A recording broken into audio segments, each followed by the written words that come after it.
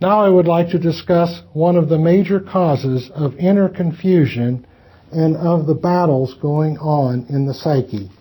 We have discussed this all-important topic before, but I would like to tackle it again in a more direct way. One of the most tragically futile inner battles is the fight between what we have called the lower self and the superimposed conscience. So often an expression or a term used without truly understanding its deepest meaning finally loses its impact, and one uses it like a parrot repeating a word. This mechanical usage is harmful. It has the very opposite effect of what we seek to attain: independent understanding, creative thinking. Therefore, occasionally we need to redefine a term, to bring freshness to it, not only to avoid confusion, but also to give more of an impact to our approach and understanding. So let us briefly determine again what I mean by the lower self.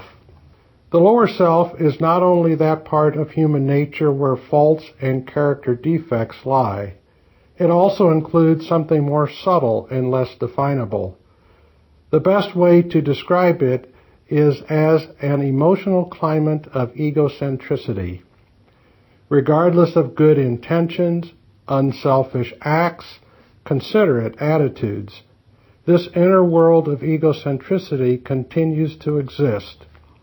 The stronger the good intentions, the more difficult it is to find, acknowledge, and accept the existence of the persisting negativity. The more the childish, one-sided egocentricity is hidden in guilt and shame, the less can it grow out of this one-sidedness. You must become acutely aware of its often preposterous self-concern to the exclusion of all else. In this area of your being, you wish to rule supreme. You do not want to know another's interests which you violate at any cost, so that a small wish or a small gratification of your vanity overrules more important issues for other people.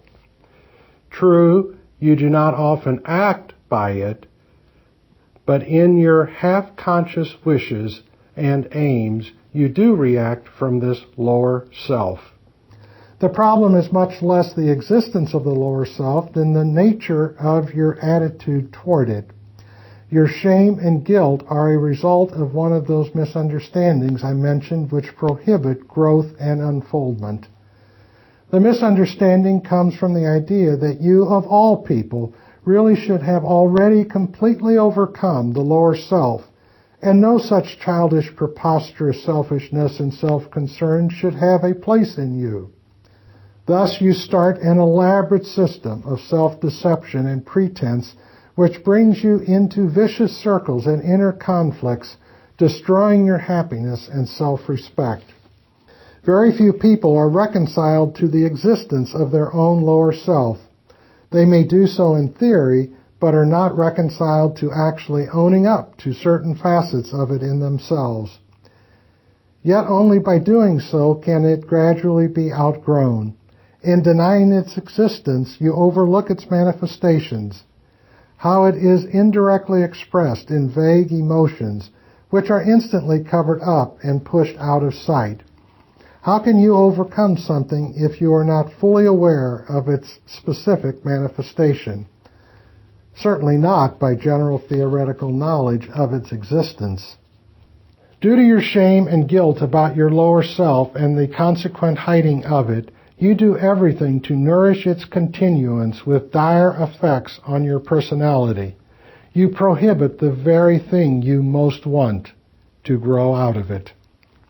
What is more, due to the self-deception, more confusion sets in. Since all this is in an unconscious process into which discrimination and reason cannot enter, along with the actual self-important and destructive impulses, you will also hide some of your most creative and inherently constructive impulses out of mere misunderstanding. Impulses and instincts which are potentially productive and life-giving, if they are not allowed to grow in the sunlight of awareness, remain thwarted and, in their current form, are actually destructive. They could grow into something beautiful, but are not allowed to unfold because you are unconscious of the fact that their present form is not the ultimate one. You then conclude that they must therefore be ousted by denial.